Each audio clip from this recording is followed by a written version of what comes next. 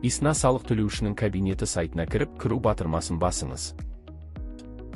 Жеке кабинетке кіргеннен кейін құжат тапсыру бөліміне өтіңіз.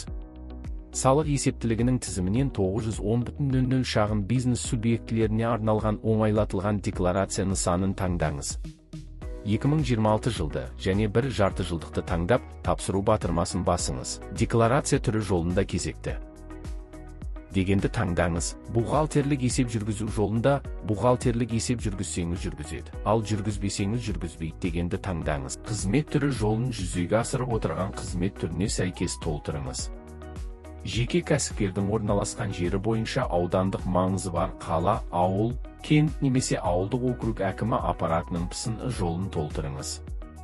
Салық есептілігіне қоса берілетін қосымшалар бөлімінде 910.100-ден 1 қосымшасын таңдап, келесі батырмасын басыңыз. Жол қосу батырмасын басыңыз. Мемлекеттік кірістер басқармасының кодын, МКВ коды енгізіңіз. Қызметті жүзеге асыратын мекен-жайды көрсетіңіз.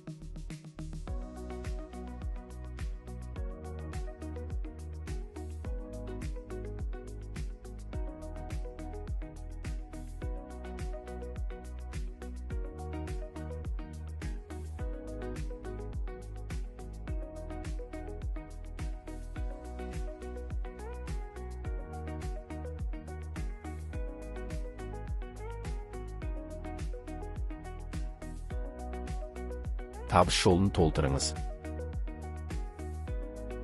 Әлеуметтік аударымдарды есептеу үшін табыс жолын толтырыңыз.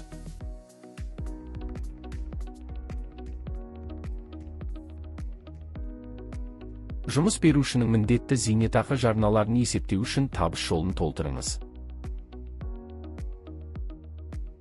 Төленуге жататын жұмыс берушінің міндетті зейнетақы жарналарының сомасы жолын толтырыңыз.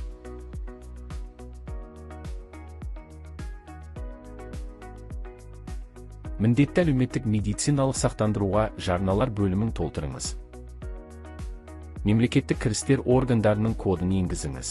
Барлық міндетті жолдар толтырылғаннан кейін қалыптастыру батырмасын басып, құжаттың дұрыс толтырылғанын тексеріңіз. Барлық мәліметтер дұрыс болса, қол қою және жіберу батырмасын басыңыз. Декларацияға ЭЦХ арқылы қол қойып, оның сәтті жіберілгені туралы хабарламаны күтіңіз.